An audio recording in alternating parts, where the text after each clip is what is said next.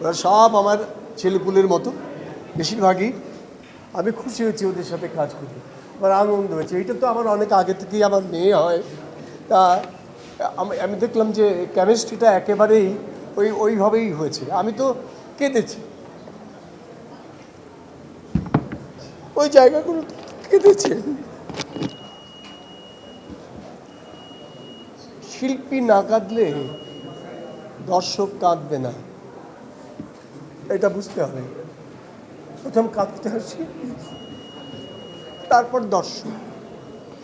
মানুষেরা বুঝবে সেরকম কিছু কাজ আমরা যেন করি সবসময়। সবাইকে আজকে আপনারা যারা আসছেন, আপনারা কষ্ট করছেন, সবই কিন্তু একটি ধারায়।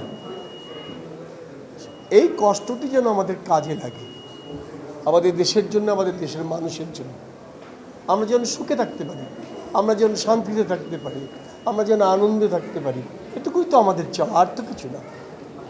সেক্ষেত্রে এই সৃজনশীল পথগুলিতে সবাই আসুন, আমরা সত্যিকার অর্থে অনেস্টলি উই ডু ইট।